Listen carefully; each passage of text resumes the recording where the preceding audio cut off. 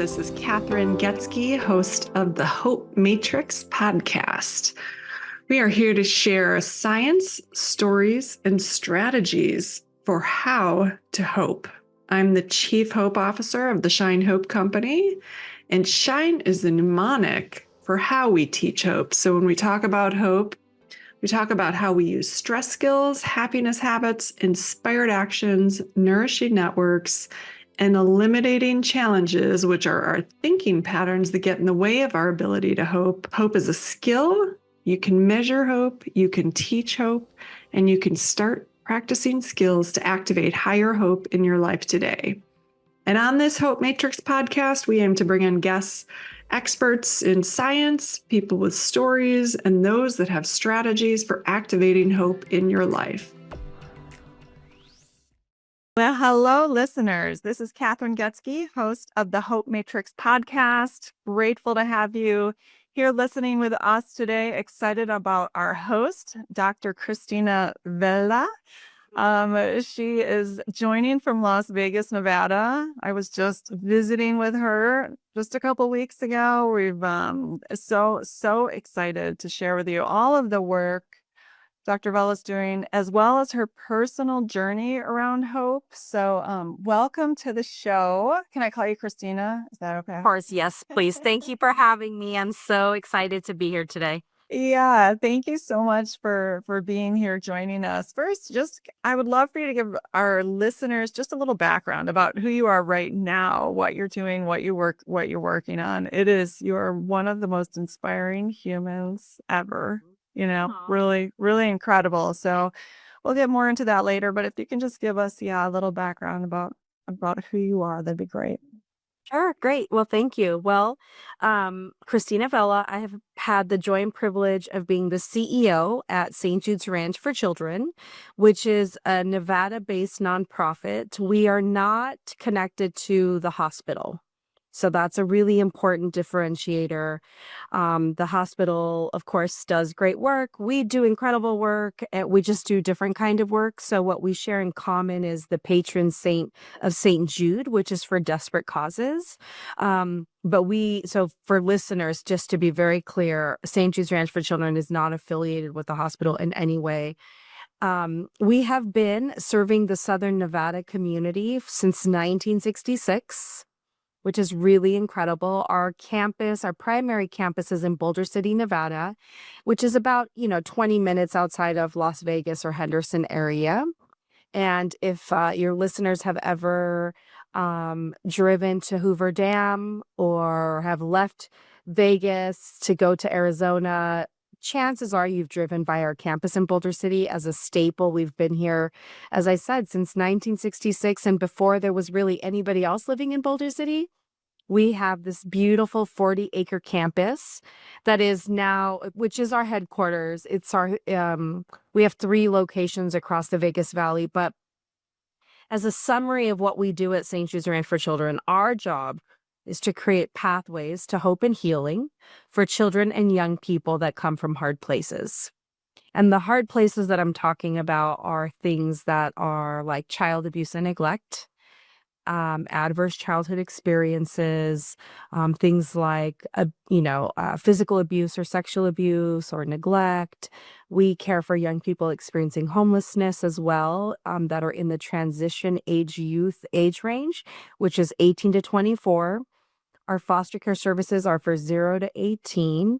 And then our newest project is to care specifically for child victims of sex trafficking, which we can talk more about. But every category I just described is generally a child that feels unseen, unloved, and is probably walking around feeling a sense of hopelessness, right? Because all these things have happened to them, not of their choice, not what they deserve. And yet they are at all of these different age ranges trying to navigate what the world could look like, maybe free from abuse and neglect. And so that's what we do at St. Jude's Ranch for Children, is really look to disrupt those patterns of behavior. And our vision is audacious. It is to break the cycle of abuse and neglect. And we believe fundamentally that the way we do that is increasing hope, having hope rising in young people's lives where they start to realize that their tomorrow can be different than their yesterday. And we come alongside that sense of hope with healing, because abuse and neglect is hard, and it is real, and it has long lasting effects. And so, in a summary, that's what we do. We are all about hope and healing. And that's why I love you. Well, one of the reasons. Yeah. Yeah. Yeah. And the facility is truly extraordinary. I mean, every single detail on all of the land and all of the buildings and all of the, places for the youth to live, the people working there. It's just really incredibly well thought out and designed. And Yeah. Yeah. If I could just offer one thing about that, where we live matters, right? Our environment matters, the colors, the artwork, the nature, the windows, the idea that we have a lot of natural light coming in, that we can spend time outside and go for a walk if we're having a bad day or on a really good day.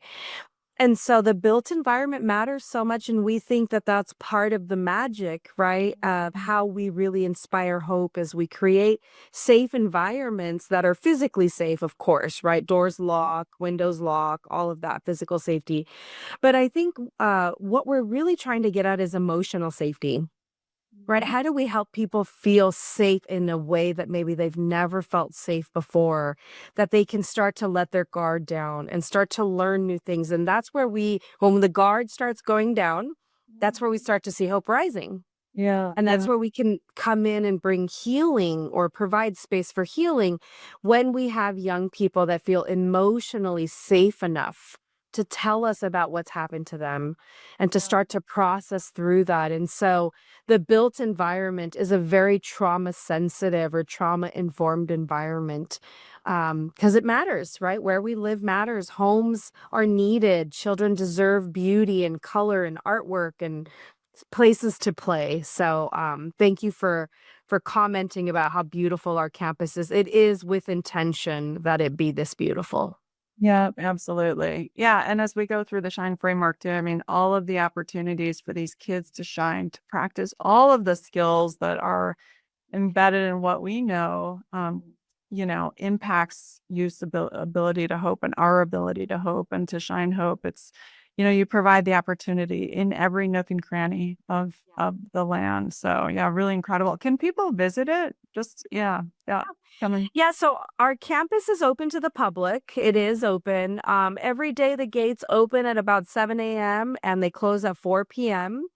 And during the day, people can just visit. So our grounds are beautiful, and there's kind of a common area that most people sort of get a sense like, oh, I can hang out in this area. We have, benches under trees and a beautiful grass area. And then we have two things that are specifically open to the public, and one is a beautiful chapel. So we did start as a faith-based organization back in 1966. We're no longer a faith-based organization, but the remnants of our tradition and of providing safe space for people to come and just spend quiet time on our campus continues to thrive. So that chapel is open every day while the gates are open. And people can come in and light beautiful candles and can get married there or do all kinds of celebrations in that church. And just come and have some quiet time, right? Just connect to a small place that feels very special. And then we have a thrift store that's open to the public. And if people love thrifting, it's a fantastic thrift store. Now, that store is open Wednesday through Sunday from 10 to 4, but people can just come in and drop off donations or come and shop. And what I love about the store is, we're really, recycling items. So that's important for the world, but it also is a job training site for our teenagers. So when they get home from school, they have a job and they get paid, $15 an hour to learn customer service skills and all of those things. And so we could talk to young people about what it would look like to have a paycheck and how to balance their budget, or we could let them practice. And we see when we let them apply the skills, this is where we start to see hope rising, right? That we see young people starting to feel that sense of like, well, this feels good. I like having my own money. And from there, we can open up a lot of conversations that can be very transformative in their lives.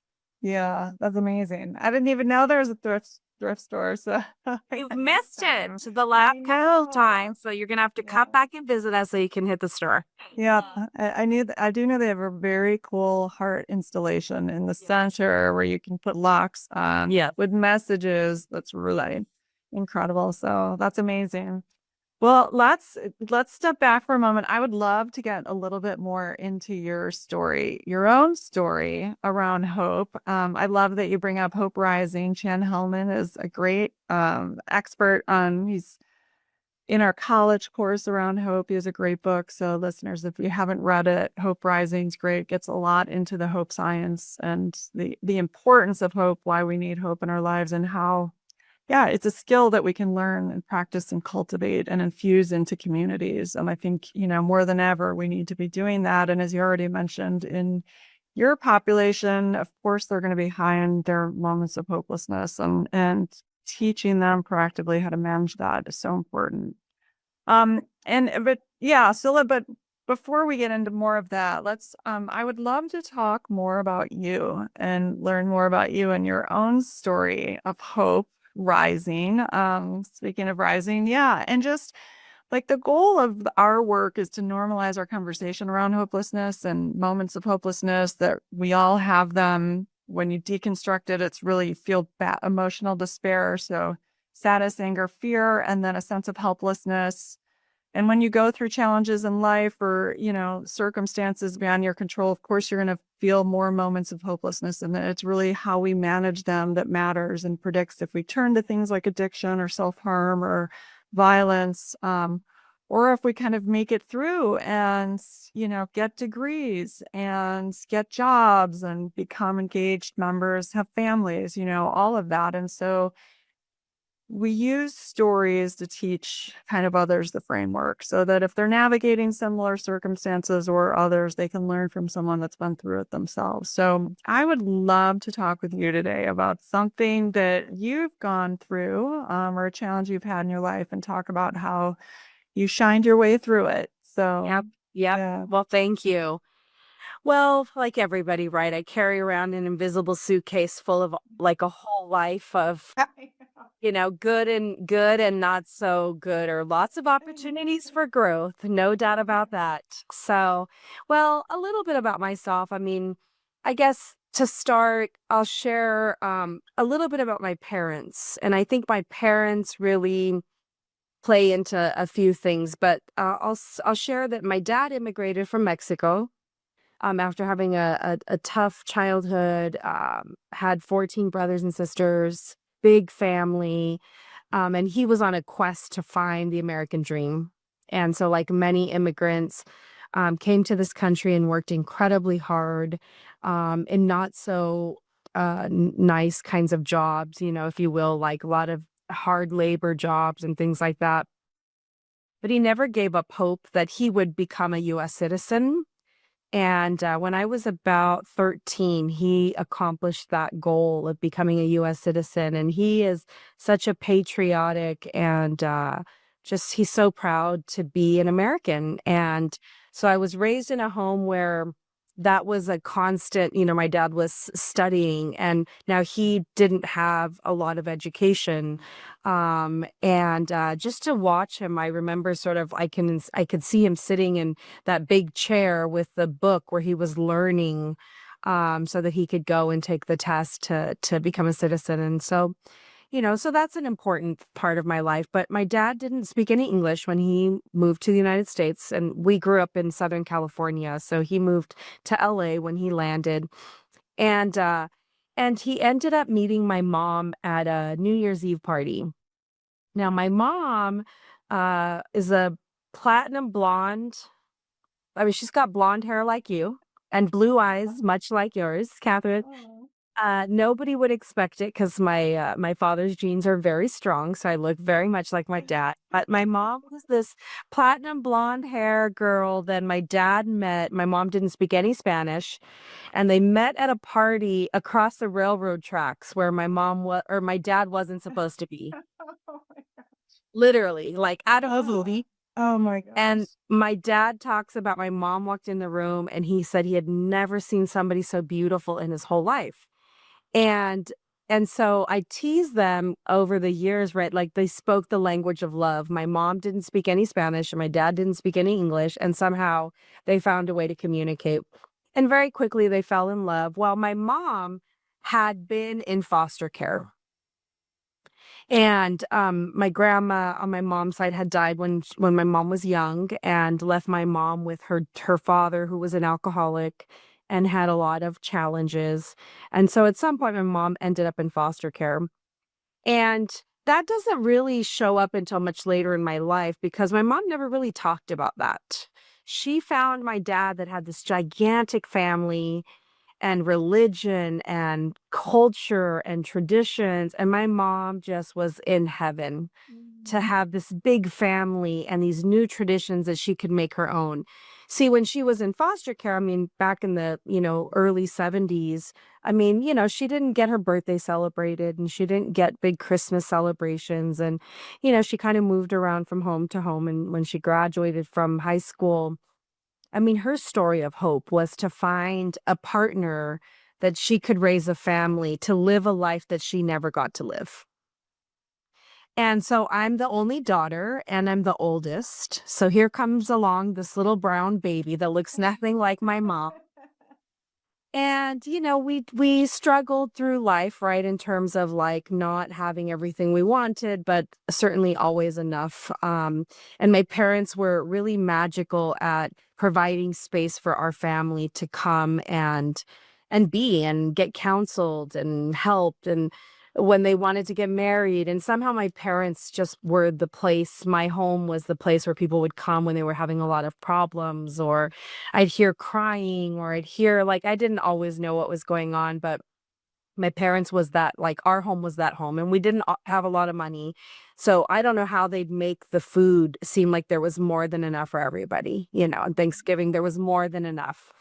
So I grew up in that kind of home, and yet I grew up also in a very strict home. Our family is Catholic and very religious and very devout and a lot of those things.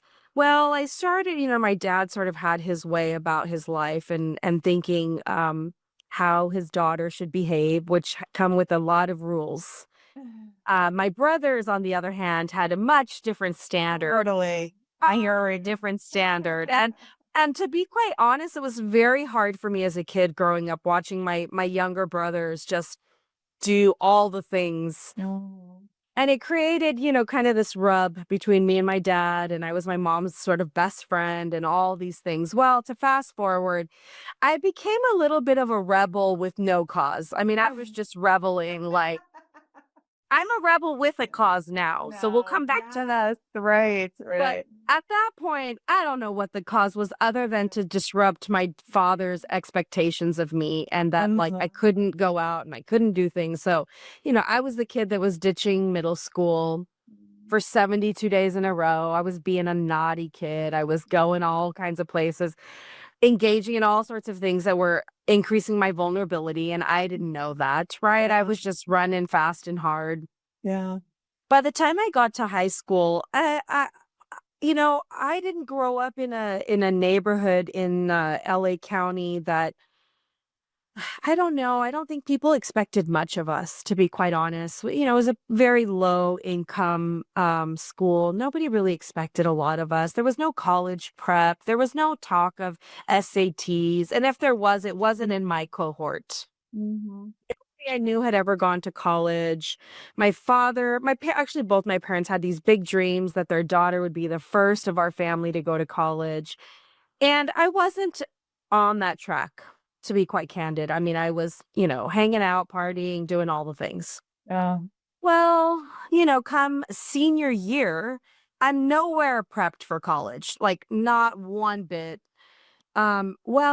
And then I find myself to be in this precarious situation that I find out I'm pregnant.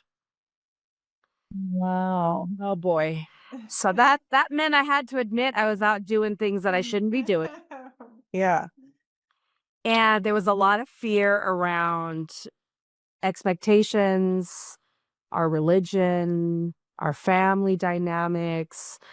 There's a lot to digest in those moments. And I remember feeling pretty hopeless about a choice that I had made. I didn't think I was going to get pregnant. And here I was, a senior in high school, 17, pregnant at a high school where I looked like a lot of other girls, unfortunately. So being pregnant in high school at my high school didn't stress anybody out. I looked like a bunch of other girls. And so my father's response to finding out that I was pregnant was that I would get married. And so the father of my daughter, who was older than I was game. So he said, sure, let's get married.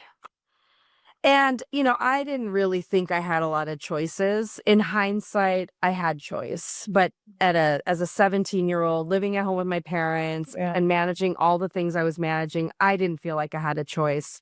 Yeah. And so next thing I know, within 2 months, I was married. And within a short period of time, realized the person I married had many other children, had other very unhealthy relationships, and our relationship would also become very unhealthy. And so, pretty early on, there was some violence, there was a lot of unhealthiness. And so when I graduated and I had my daughter, I knew, not because I had hope of what I was destined for, but I was so aware of what I needed to protect in my brand new daughter. This beautiful baby girl that needed and deserved a safe home. And I knew I needed to get to work. And so I'll fast forward because I could go on for hours. Oh, that's amazing. I had to dig deep to find within myself a passion that I didn't ever know I had, but that came to life when I would look into the eyes of this beautiful little baby girl who needed me to be the best me possible. And it meant that I started having to behave differently and change relationships with people and to make big decisions about how to protect my daughter and how to position myself for a greater life for her. And so I started getting pretty bold. I started saying no to unhealthy relationships and started to find a way, like, how am I going to get divorced? Because this relationship is not going to serve me. And I'm certainly not going to have more children with this person. And I needed to protect my daughter. And I also needed to get to college. And there was a lot happening at the end of my senior year, but I went to my high school counselor, who I didn't even know, and said, like, I've been at the school for all these years. I don't know you, you don't know me, but I got to go to college. And she looked at my file and she said, you're not destined for college. And I said, well, I've got to go to college. I can't just have a job. Yeah. I've got to get out of this neighborhood. I've got to get out of this life. I've got to get out. I have to get out.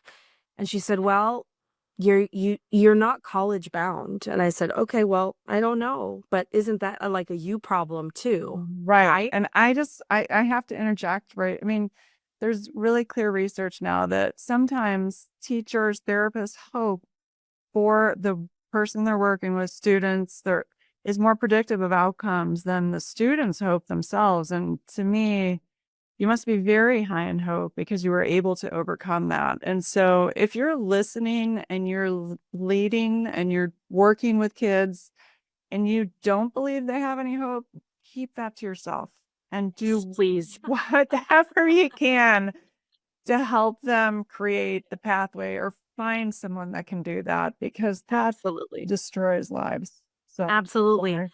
No, I agree with you. I mean, I wasn't a good student. I didn't have good grades. So I get it, right? It probably would make sense. Like, yeah, I'm not college bound, but find a different way to say it, right? And find someone else that can help. Find a different path forward, because I'll tell you what that counselor did do for me is she said, well, I don't know, but there's on-site admissions from Cal State Northridge in 2 weeks on our campus. I'll put together a folder for you, but I mean, you've never done any volunteer work. You weren't, I had like maybe a C average. Like I was a terrible student, Right. I mean, I was Yeah. out doing other things clearly. Yeah. Yeah. And I said, okay, well, do it. Mhm. And so I went to that on-site admissions with nothing to offer other than a kid saying, I want to go to college. I have to go to college. I'm going to have, I have this baby girl that needs me to be like educated. And by the grace of like the universe, that on-site admissions person said, well, we have this program called Equal Opportunity. And so you check the box. Like my father was an immigrant. I spoke Spanish as my first language. I was a victim of domestic violence. I was a teen mother. Like check, check, check. I fit that criteria. And they said, well, we'll give you a provisional admissions, but you got to go take an SAT. And I was like, well, what's that? And where will I do that? So I found a way to go take an SAT. It was probably awful, to be quite candid, because I don't know. Like, I don't know. Right. But that series of things, of situations have completely changed my life because I did get into Cal State Northridge. And yes, I went in the back door. I did. I went in the back door. I needed a back door entrance Yeah. because the front door was not accessible for a kid like me. But I went in the back door, and I'll tell you what, I worked my butt off. I worked so hard to deserve to be there. And I got my undergrad in social work and criminology within 4.5 years. Wow. I went to school full time. I worked full time, and I was a single mother. Oh my God. And it was not easy. And I carry a lot of guilt at times when I really reflect on, I wasn't oftentimes there for my daughter, and I would work all day and then I'd go to school at night or vice versa. And then, I'd pick her up. Thankfully, my parents would help and take care of her, but not babysit her all day. So I'd drop her off at a babysitter and somebody would pick her up. And I mean, I hustled for 4.5 years trying to figure out a pathway forward.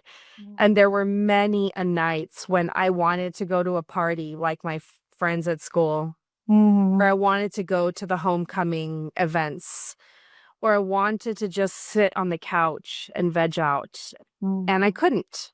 Yeah. And there were two people that I kept in my mind about how to keep that hope alive. And to be quite honest, I was trying to prove my father wrong and to prove my daughter's father wrong, because they had not always been so kind to me about being so audacious. And I mean, a rebel without a cause first, and then to be so audacious. Like, who do you think you are going to college? Like, we don't do university. Like, this is not common in our family. And so all of that to say, I had to hold on to what I thought was going to be this pivotal moment when I could say to them, I proved you wrong. And what I can tell you about that story is sort of where the cycle ends, is that the day that I graduated with my undergrad degree, my dad was there and he had tears in his eyes. And he said in Spanish, I'm so sorry I ever doubted you. And I said, Dad, it has been hard for me and our relationship. But what I'm going to tell you is I'm going to say thank you to you. And he's like, why? And I said, because it was because of you that I was so destined to prove that you were wrong. That kept me and got me to this point. So thank you. But actually, what I'm going to thank you for is that I learned what I'm capable of. So I now know that I did it for me. I thought I was doing it for you. I thought I was doing to prove you wrong. But what I learned was what I'm capable of, and I have never looked back. I mean, I have held my shoulders up high, and sometimes I do find a backdoor entrance to things. So I got my undergrad with that back door. I did my master's in public administration, and I had a little bit of a back door. I worked at the county. They offered a certificate program, and I said, I don't know, girl like me, sure, I'll do that. And then I got my doctorate degree. I mean, a girl like me, a doctorate degree, like from UNLV in public policy. I did all the work. And anybody listening, don't ever give up on a kid like me, because you never know. I mean, I've had now a close to 30-year career. My daughter's 33. And I started in social work, or I guess it's about 28-year career in helping children and young people that I can see myself in their eyes, and maybe not the same way, right? I wasn't in foster care and I wasn't homeless and those kinds of things, but those moments of like, what am I doing? And when you're really trying to do something that nobody else around you's ever done, Yeah. it's scary. I know. It's scary. Yeah, absolutely. So yes, a girl like me. Wow. A girl like me. You, yeah. Here I am. Oh my gosh. That is incredible. So inspiring. Yeah. I'd love to hear how, in those younger days, when you felt that terror, that fear. I mean, there are so many points along the journey that I can imagine were just paralyzing. Anger, kind of all of that. For me in my younger years, that when I would feel that, I would act out. That's why I was acting out. I wasn't managing it in healthy ways. Then I learned to manage it in healthy ways. But how did you learn to manage those emotions in healthy ways and kind of work your way through them as you got older and as you? Yeah. I wish I could, I sometimes I can't put into words Yeah. how I just started to tune it all out, Okay. and I became kind of laser focused. Yeah. Now, in my case, I had a dependent, little person looking at me, right? Who was a year old and then 2 years old that needed clothing and shoes and diapers. And so like there was this immediacy of that it became selfless. Yeah. I was doing so much for her Yeah. that was also doing so much for myself. And I just had to talk myself into this. I had to talk myself into believing that I'd ever cross the finish line. And I had to, just like one foot in front of the other. I don't remember to some extent all of the things I did, because it's like, I think the younger Christina, and I've done this before, and maybe, you've done this or other people have written a letter to your younger self. And man, I'm so proud of that younger Christina, who I look back and think like there's even like some moments that are like so jumbled up in my head because I was so laser focused. I was so afraid if I stopped, Yeah. I'd never start again. And I had friends that are like, I'm gonna take time off from college, and then they never went back. And I'm gonna quit this job because I didn't get along with this person or that person. And I was working selling men's suits. And what's the big deal, right? But men, like selling men's suits, mostly men sold men's suits. And so, I had people that weren't always that nice to me, but I could make good money, and I needed to make good money. And so I had to start to like, well, I don't care. I need the paycheck. And I never had to do anything that was, like unsafe for myself. But like, I just got so laser focused on today, one step in front of the other. I couldn't see that in 4.5 years, what it would feel like to walk across that stage and graduate. I couldn't ever imagine I would be a CEO of an incredible nonprofit. I would never imagine at one point I worked in Washington, D.C. at the Children's Bureau. I could never imagine those things. That was too big to hope that big. Yeah. But I could take it in little bite-sized pieces. Yeah. Yeah. And I could convince myself, I don't know about the whole thing, but I know that today I can get through this day. I know that today I can get my homework done, even though I don't know what I'm doing, I'm going to do it anyway.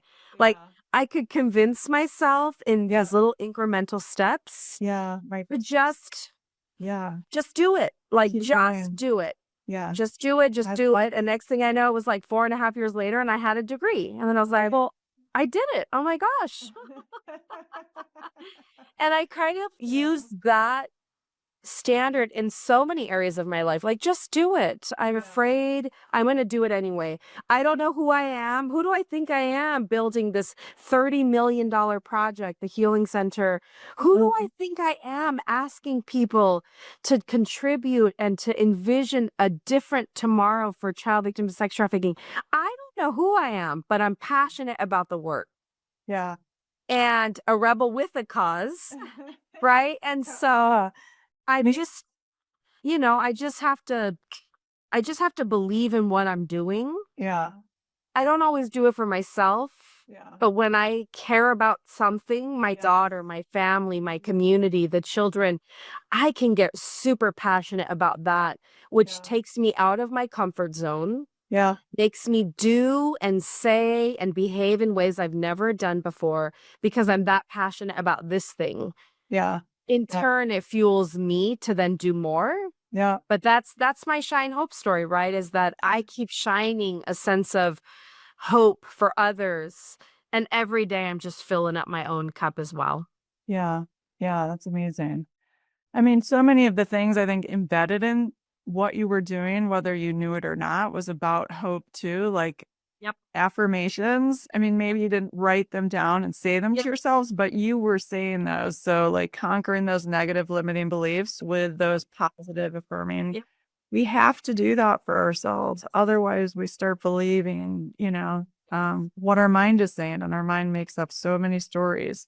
And other people make up so many stories and they project so much onto us as individuals. And so, so it seems like you were doing a lot of the, chunking down goals, like the eyes, inspired actions. When something's too big, we have to chunk them down. We have to take micro steps. If you look at the end thing, it can be overwhelming. So you just don't do anything. So it's taking one little step at a time and just continuing. It seemed like you were amazing at staying present throughout all of it. So really keeping grounded in the moment, keeping yourself busy and in action. When we get to not in the moment, we're in our mind and, we're not doing, we're thinking. So really, that's really incredible. What today are your favorite stress skills? So what do you do to manage your stress? Yeah. Basis. A couple of things. Emotionally, I remind myself that everything I do is enough. I am old enough to know now everything I do is enough. And that doesn't mean I get everything done on my to-do list. It doesn't mean that I handled everything perfectly or that I got all the bills paid on time or the job done or that my landscape is exactly the way I want it in my backyard, right? That means there's still like, oh, I got to do this and I got to do the laundry and I got to do all these things. But what I do is enough. Yeah. Today, I'm working hard. I'm committed to doing the things I'm doing. And so extending grace to myself has become a favorite pastime of myself. It doesn't let myself off the hook, right? I still have to get things done. Yeah. But extending grace to myself of like, I did as much as I could do today. Yeah. And that's enough. And even if I fell short, even if I didn't get it all done, if I'm graced with another day tomorrow, because I fundamentally believe tomorrow is not promised. And so that deep kind of spiritual knowing it has come over the years and really helps me manage my stress from an emotional place of like, yes, do I feel it in my shoulders? Yes. Do I not always, yes to the stressors? But there is this just kind of wisdom that comes with knowing that everything I do is enough. And that's okay, number one. Number two, I do move my body a lot. So I do yoga, Pilates, I stretch every morning. I do sometimes where I'm meditating more and sometimes when I'm not. But I actually think about my whole life as a walking meditation. Yeah. So Great way to like get up. when I'm driving to work, sometimes the music's on, sometimes it's off, sometimes I'm with myself, sometimes I'm, belting out a song or listening to a podcast. So I'm able to like kind of toggle inward, outward in a way that just continues to refill my cup. And I tease often that I'm a hustler for hope. And it's not even a tease. You are. When I talk about if I could change, if the term hustler didn't have such a negative connotation, I would literally change my business card to say like Christina Vela, hustler for hope. Because all day long, I feel like that's all I'm doing is just hustling and encouraging people to consider what hope looks like for them. And especially those of us that are working with children that come from hard places, we have to set an example and we really have to believe what we're doing and we have to believe in what we're saying and we have to believe in how we're showing up. Kids have a superpower of reading through inauthenticity. Yeah. And so, They smell it. they smell them out. And that's why some people actually are not so successful in this work or, in my organization or in different places because they stop believing. And so I talk a lot about planting seeds of hope and that I'm just planting seeds of hope in the kind gesture or, a good program or a smile or whatever it is. I'm planting a seed of hope. And I'm planting seeds of hope and you are and everybody on the team are. My job is to know that I may never bear witness to the flourishing of that seed along with many other people's becoming its beautiful, radiant self. Right. My job is only to believe it's possible. Yeah. And when I believe it's possible, then I know that there's no seed that's not worth planting. Yeah. Right. So say the kind thing, do the right thing. So planting seeds of hope gives me hope because I do know because I release the expectation that I'm going to see some amazing thing. Miracle. Yeah. I release it. Yeah. I want to see it. Yes. Yeah. The human in me wants to see it, but I don't. But emotionally, I'm not tied to seeing the progress. And because I release it, the beautiful thing is I see it more. Kids come back years later or a week later or a month later, or employees come back and say, thank you. I remember that thing you said. And now I want to work here, or I'm in college, or I'm doing this, or I have my child and my daughter's safe. Whatever it is, my only job is to believe it is possible. Yeah.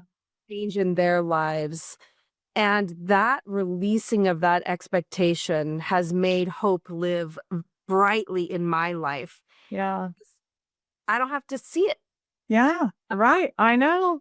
Yeah. You do what you can and you're not attached to it. Yeah. That's one of our challenges to hope is attaching to outcomes. And when we attach to the outcome, we get stuck in that persistent state of hopelessness. And yeah, you can share what you know, but hope is work. Hope takes a lot of work, It takes a lot of work. And that person might not decide to start to do the work for 5 years or 10 years or 30 years or tomorrow. I never know what is the moment. And so a girl like me who was searching and working so hard to get through a really tough stage of my life, I remember a few key people that were like, I'm not going to let you give up. Yeah. And outside of that, it was like, God, it was just one step in front of the other. And so I think a lot like the people I'm talking to, they might just be one step in front of the other too right now. Yeah. Yeah. So I just give them space, right? Like do what I can. So I talk a lot about how do we create optimal conditions for success. Everybody has to take the step forward themselves, but our job is just to create space where magic can happen, space where hope can rise, space where healing can happen. And outside of that, that's enough. Yeah. Yeah. And we know every kid needs at least one trusted adult. So be that trusted adult. Yes, my goodness. At least if you can't see it, don't be the one, don't be the naysayer. Let it see then. Right, Keep exactly. to yourself. Yes, that would be amazing. Yeah. Absolutely. So one other thing, happiness habits. Do you have any non-negotiables? So we talk about dopamine, getting our dopamine or oxytocin or serotonin, and you have lots of ways to do that at your facility through music and art and being in nature and planting flowers and playing games and connecting with others. But what do you personally, and do you have any kind of non-negotiables Hmm. or sleep or nutrition or Good question. every day I have to do this Yeah, no I matter mean, what? yeah, I don't know that. Well, every day I get up in the morning and I have to have my hour before I need to start getting ready. Nice. So that's a non-negotiable for myself. And every once in a while, I give myself permission because I'm not feeling well or I'm a little run down or something like that. But I get up in the morning and I'm working out in the morning, or I'm reading, or I sit in my backyard and play fetch with my dog for a little while. Like that, just kind of anchoring is really a non-negotiable for me. I've also gotten to the place where I love Pilates, and so I go to Pilates 4 times a week.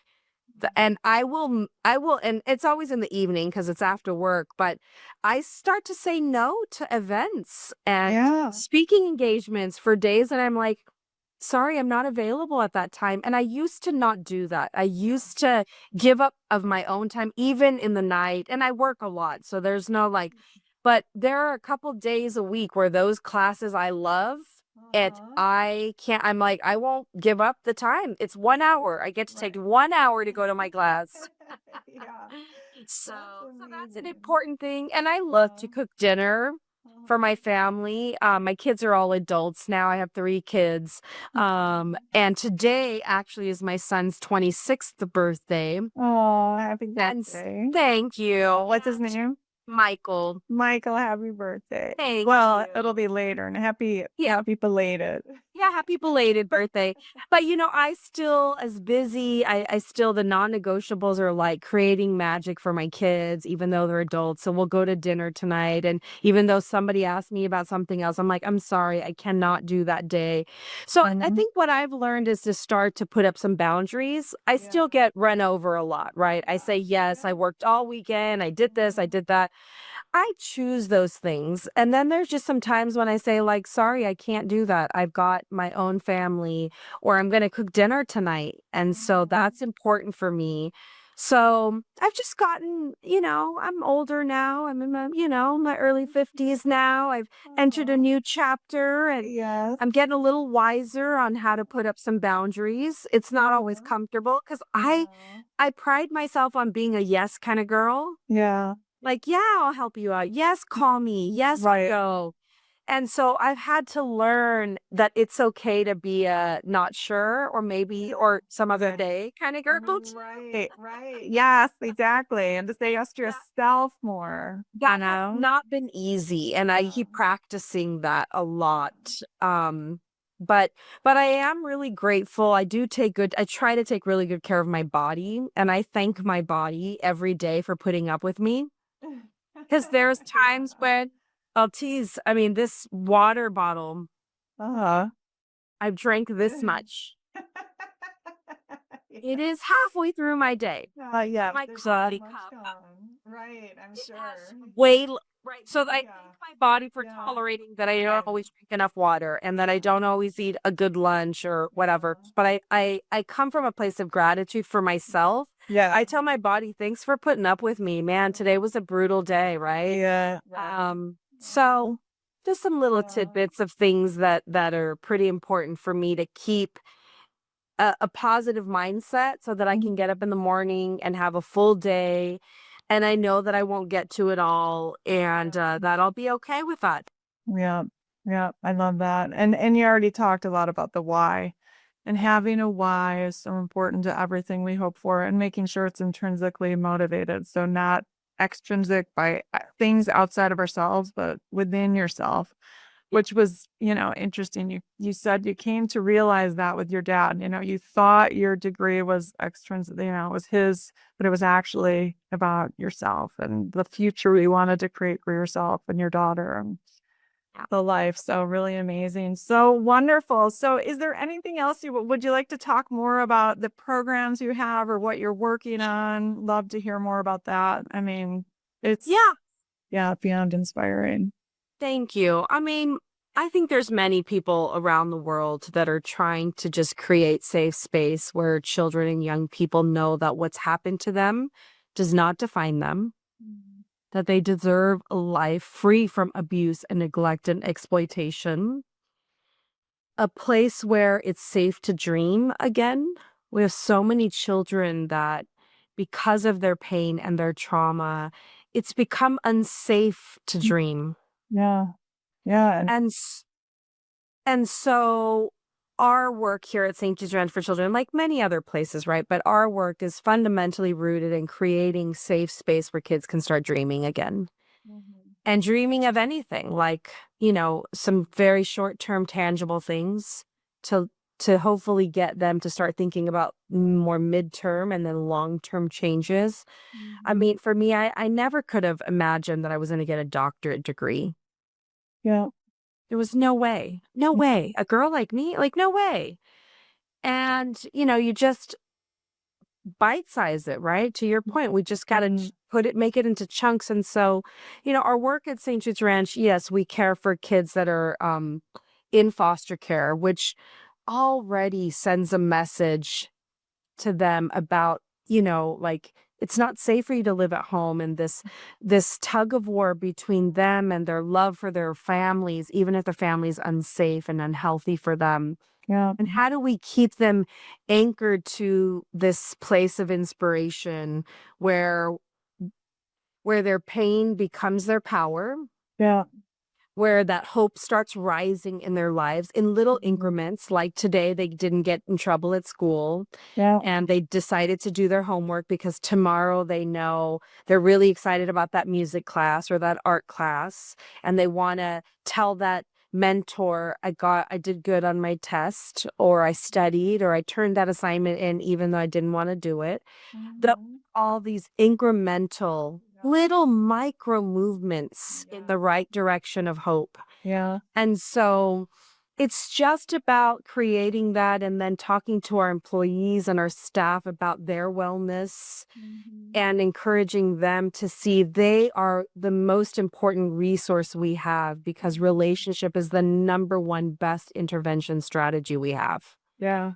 I mean, we have programming and evidence-based and clinicians and this and that and all of it. And at the end of the day, it comes down to who cares about me for kids, right?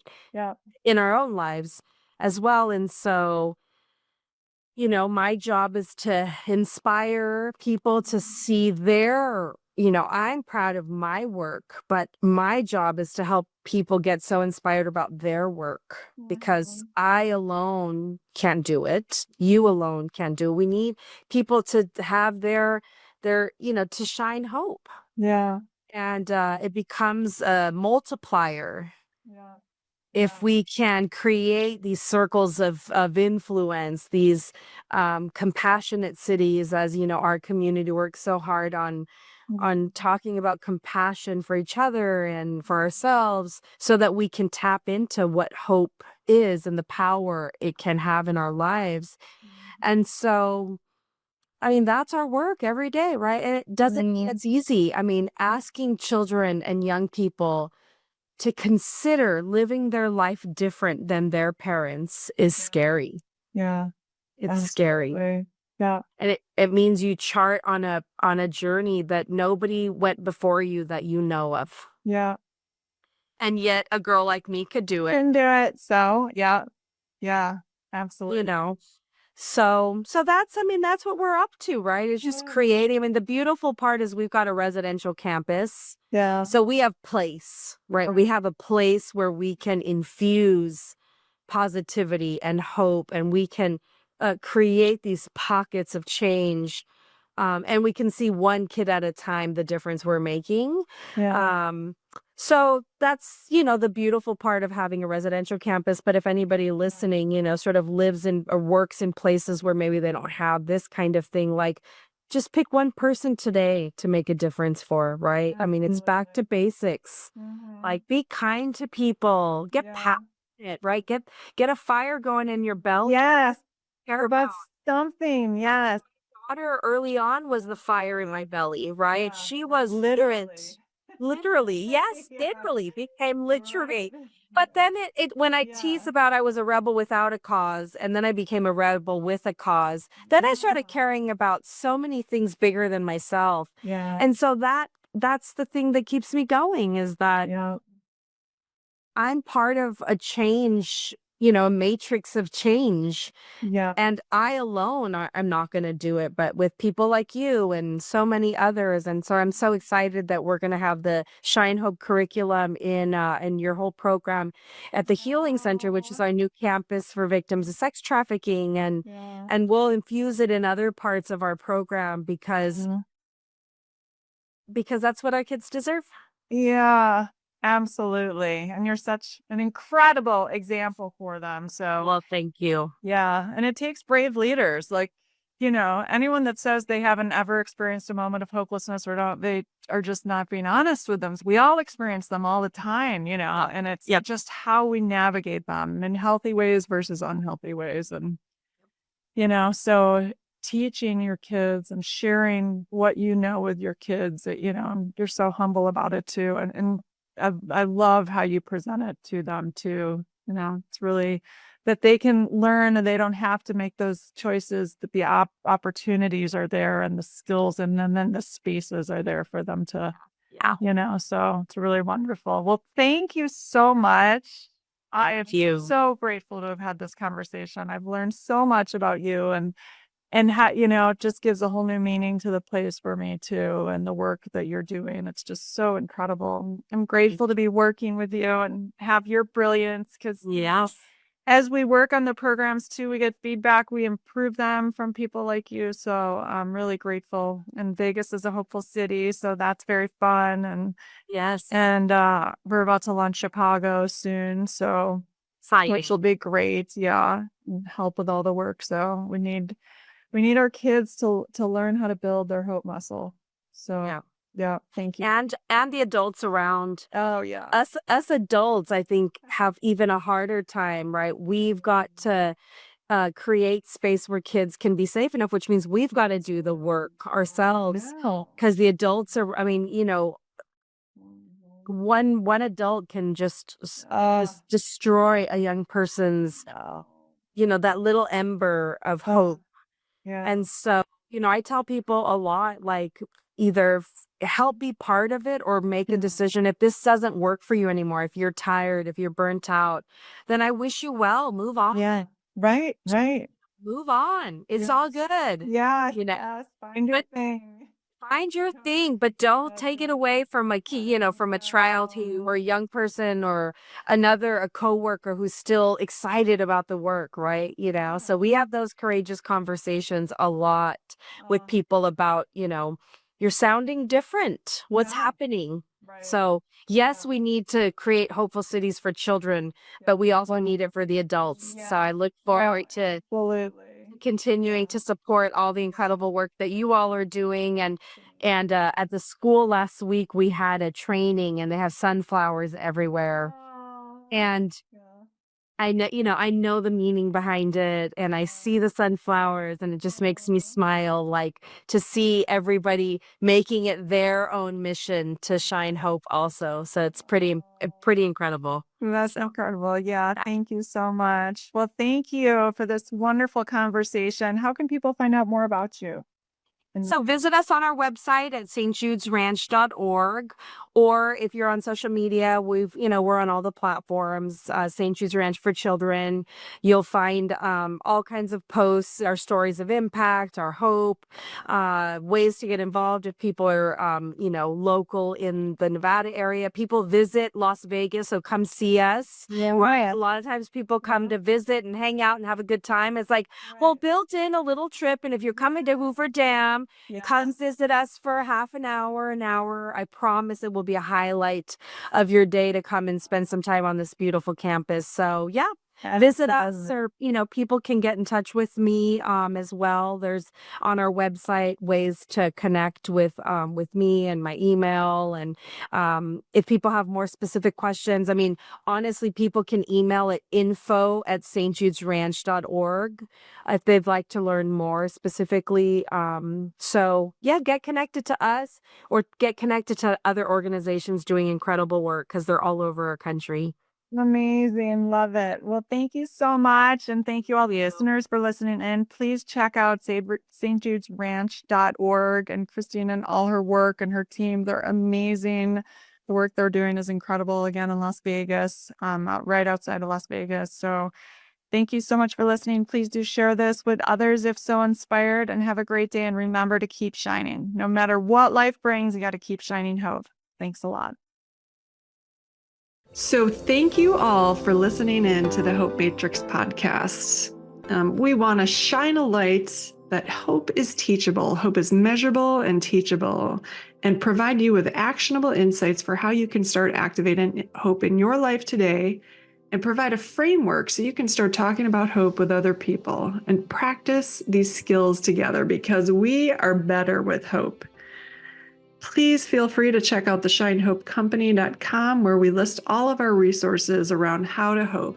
We have a lot of free programs for how to hope, including the 5-day challenge, our hope infographic with a lot of skills that showcase how to hope, and articles of how to incorporate hope into your life. We have the Hope Beat Weekly, which is a weekly newsletter that shares strategies for hope. We have a My Hope Story template, so you can write your own hope story today. Also, My Hope Heroes, so we can share what our heroes are doing to activate hope in their lives. And this is especially good with youth, so they can start looking up to people that have overcome similar challenges to them and seeing how these heroes use the Shine Hope framework. We have a Hopeful Minds for Teens program, a Hopeful Minds overview, educator guides. We have a new evidence-based college course, so you can activate hope on the college campus. There are programs in the workplace, overview courses, 90-minute courses for learning the what, why, and how to hope. What I want you to know about hope is it's a skill. You've got to practice these skills to become hopeful. It's easy to fall into despair and helplessness when we deal with challenges in life, and it takes intentional work and practice to get to hope. And yet it is always possible. So no matter what life brings, keep shining hope. Thanks so much for listening in. Have an awesome day. And of course, I've got to add that this program is designed to assist you in learning about hope. It should not be used for medical advice, counseling, or other health-related services. I, Fred, the Shine Hope Company, and myself, Kathryn Goetzke, do not endorse or provide any medical advice, diagnosis, or treatment. I am not a medical doctor. The information provided here should not be used for the diagnosis or treatment of any medical condition, and cannot be substituted for the advice of physicians, licensed professionals, or therapists who are familiar with your specific situation. Consult a licensed medical profession or call 911 if you are in need of immediate assistance. And be sure to know the crisis hotline, 988, if you are in need of support. Thanks a bunch for listening. Take good care of yourself and keep shining hope.